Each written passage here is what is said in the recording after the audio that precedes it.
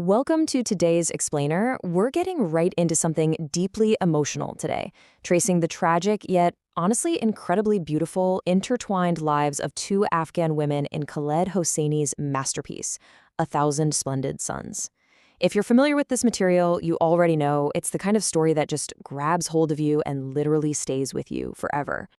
Over the course of this explainer, we're going to unpack a truly heart-wrenching narrative of endurance, of fierce female friendship, and systemic oppression that spans several incredibly turbulent decades in Afghanistan. It's essentially a masterclass in survival against completely unimaginable odds. We have to start with this absolutely stunning 17th century poem by Saib-e-Tabrizi, which is actually where the book gets its title.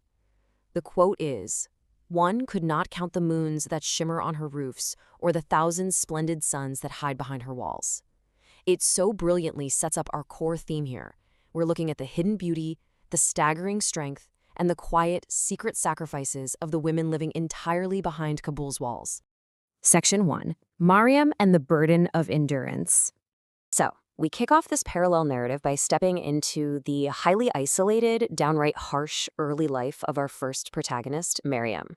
She is born a harami, and that is a devastating label. It literally means an illegitimate person, an unwanted thing. Because of that one word, her lack of choices is dictated from birth. She lives out in a remote mud hut, taking the absolute brunt of her mother Nana's deep, deep bitterness over being cast aside by Mariam's wealthy father. Her mother tells her, like a compass needle that points north, a man's accusing finger always finds a woman. That's a devastating worldview, right? But it perfectly anchors the systemic injustice we're going to see woven throughout this whole story. It's harsh, it's unforgiving, but as we follow our protagonists, we're going to see this relentless injustice pursue them at literally every single turn. Now, I want you to think about the completely contrasting starting lines for our two main characters. Mariam's mother teaches her that her one and only necessary skill in life is tahammul, to endure. That's it, just endure. But then you have Laila. Her father prioritizes her education. He envisions this boundless, totally bright future for her. It just perfectly illustrates how wildly different a girl's life can begin based entirely on whether or not she has the support of her family. And sadly, Mariam's heartbreaking descent from a hopeful kid into a grieving wife happens incredibly fast. She's born in a rural kolba, basically a small mud hut, in 1959. Fast forward to 1974, she seeks out her father, gets rejected, and that leads directly to her mother's suicide. Within days of that trauma, she's forced into a marriage with a much older, incredibly cruel shoemaker in Kabul named Rashid. And by the late 70s, she endures multiple tragic miscarriages, which completely solidifies Rashid's violent hatred toward her. Section 2. Laila and a Stolen Youth. Meanwhile, a completely different life is unfolding just down the street. Laila is growing up in a vibrant, progressive Kabul. She's got an education, a loving father who genuinely believes in her, and this deep, blossoming romance with her neighborhood best friend, Tariq. Her early life is literally everything Mariam's wasn't. It is full of privilege, learning, and the protective, joyous presence of a boy who truly loves her. But war acts as the great, tragic equalizer, and the destruction of Laila's world happens in the blink of an eye. War escalates between factions in Kabul. Tariq and his family have no choice but to flee to Pakistan for safety. Soon after, a rocket absolutely decimates Laila's home, killing her parents instantly. She's pulled from the rubble, severely wounded, suddenly orphaned, and keeping a massive secret. She's pregnant with Tariq's child.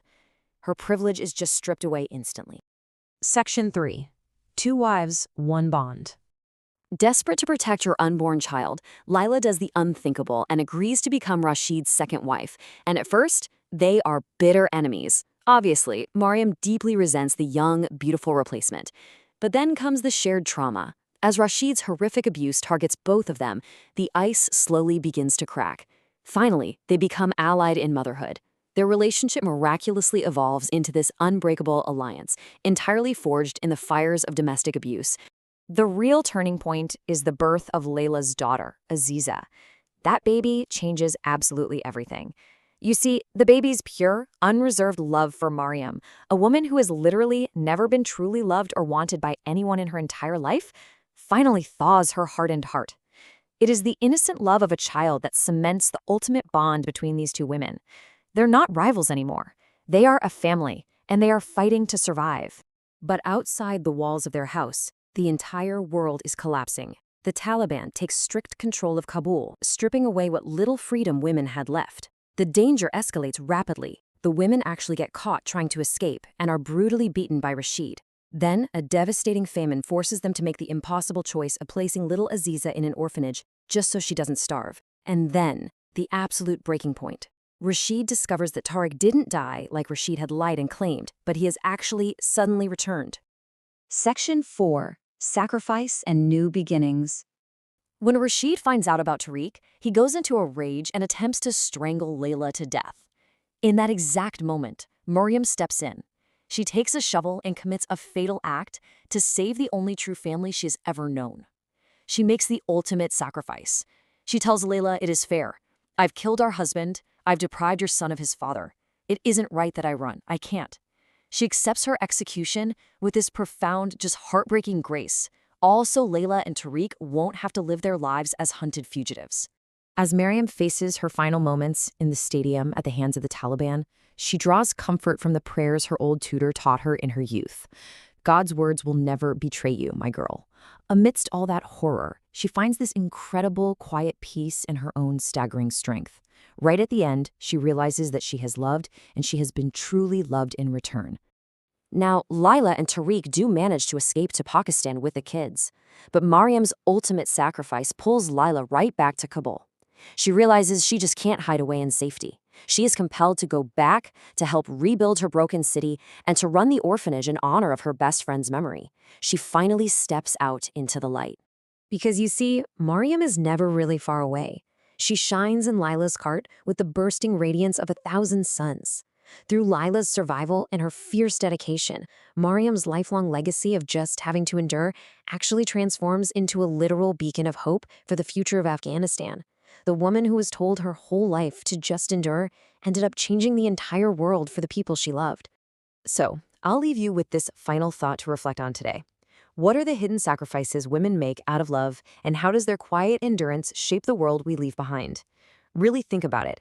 How many unsung heroes have quietly endured in the shadows just so that others might finally step into the sun? Thank you so much for joining me for this explainer. Keep learning, keep questioning, and I'll catch you next time.